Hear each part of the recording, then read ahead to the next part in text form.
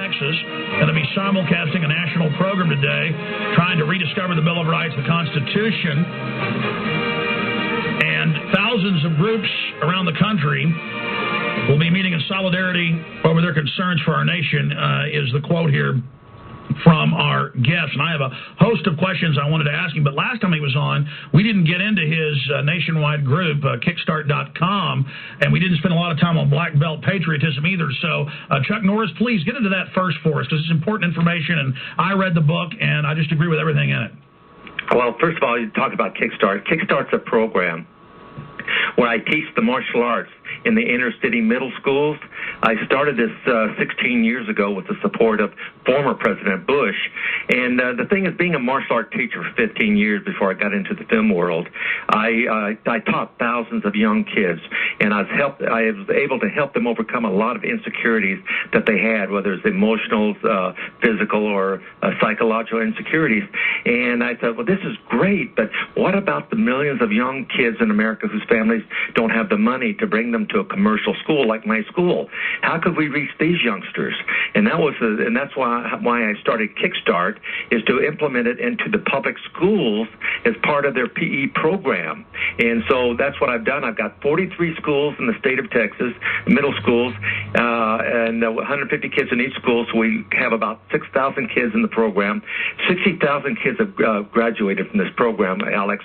Many of them going on to college and becoming successful on their own right. And they would tell you, if they were talking to you right now, Alex, they would say, if it wasn't for this Kickstart program, they would either probably be in prison or dead today.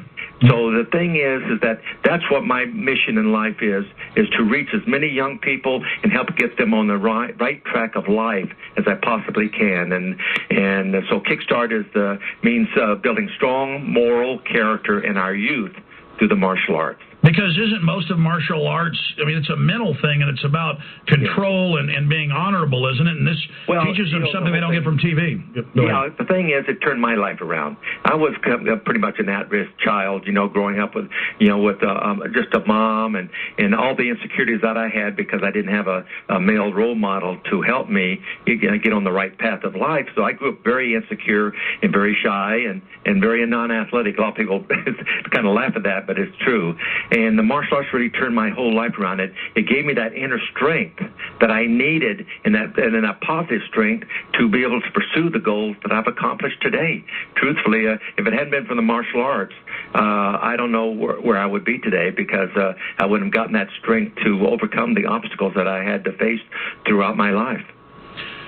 And you condense a lot of what you've learned throughout life: health, patriotism, Bill of Rights, Constitution. I published a book called Descent into Tyranny in 2002, and I ended it with the Bill of Rights and Constitution. And I just love seeing that that's how your book ended, because, I mean, I guess, our brains think alike. That's what people need to get back to. Oh, I tell you, that's true, Alex. The thing is, that's why I put it in there. A lot of people don't know what's in the Constitution or the Bill of Rights or the Declaration of Independence, and they really need to shore up on what is going on.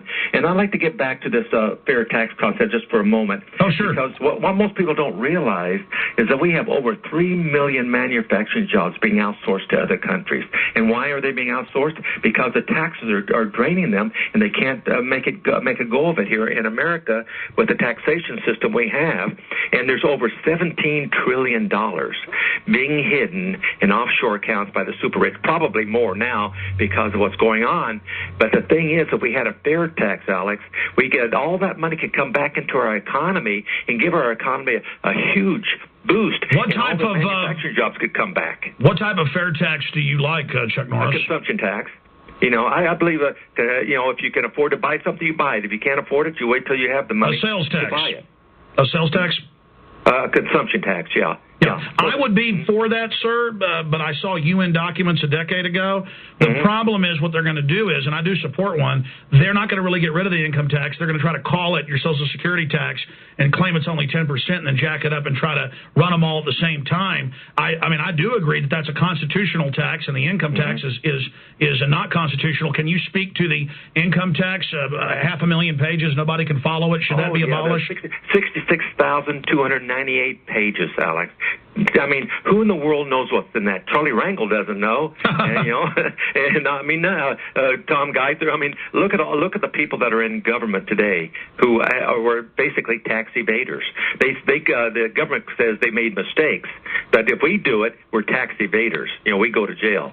But the thing is that the IRS became constitutional in 1913. A lot of people don't realize this, that the IRS was unconstitutional until 1913, when the government, when the Congress made an amendment, constitutional amendment, the 16th Amendment, to make it constitutional, and we've been going downhill ever since that time. Well, yeah, the private Federal Reserve controls that, and I'm sure you've noticed you write your tax checks to the private Federal Reserve that's never been audited. Ron Paul's introduced a bill to audit the Federal Reserve. Do you agree with that? Oh, absolutely. Absolutely. You know, the IRS is a Gestapo. You know, you're guilty until proven innocent. That's only one where you're guilty until proven innocent, rather than innocent until proven guilty. And that's not fair. That's not right here in our country. And we're a country of freedom, and we need to do that. And I'm so upset. That's why I'm such a supporter of Glenn Beck. I really consider him, like you, Alex, I really consider you a crusader, and I consider Glenn Beck a crusader of what we need to do, because the whole thing is we're going to lose our Constitution. Well, Patrick Henry said the Constitution is not an instrument for the government to restrain the people. It's an instrument for the people to restrain the government, lest it come to dominate our lives. And I believe that's what's happening to us today. Yeah, it's meant to bind down the out-of-control behavior of dominant men. I've got a list of just quick questions here that I want to make sure I get out while we have Chuck Norris live with us on this Friday the 13th. Unlucky for the elite, lucky for us. And let me just say, I like a lot of the things Glenn Beck has to say and the things he does. Some of his foreign policy I don't agree with. And you know, he early on really kind of criticized Ron Paul. Now he's embraced him. So I hope that that continues.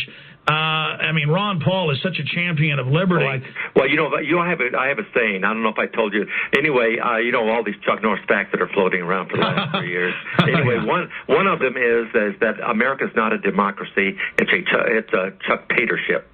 And I said, now, if that was true, I would go to Washington, to Congress. I'd line up all the members of Congress, and I'd have Ron Paul, who I believe is the most honest member of Congress, and I'd say, Ron, point out the honest and the dishonest politicians. And as we're walking down the row, Ron would say, well, he's honest, he's dishonest. And I walk up to him, and I'd say, you're fired. And if he didn't move immediately, I'd choke him unconscious and drag him over to the pile. The only ones I wouldn't do that to is the women. Nancy Pelosi, I'd walk up and say, Nancy, you're fired, but you have all the time in the world to leave. Chuck Norris, just amazing to have you on air with us. I want to get into what's coming up today with this nationwide simulcast. I've seen reports of a big announcement. Are you going to announce you're going to try to run for governor of Texas in 2010? Or are you going to announce you're going to run for president? I did a little tongue-in-cheek article, when I wrote about if things don't improve in our country, then maybe Texas should secede from the Union. Now it's tongue-in-cheek, And I said, now if we secede from the Union, I will run for the president of Texas. Well, not talking about secession, but the states created the first 13, and we have the right to revolt, Article 10 in the New Hampshire and Texas, treated in. Because we are a republic. Texas is a republic, so exactly. We created the federal government. The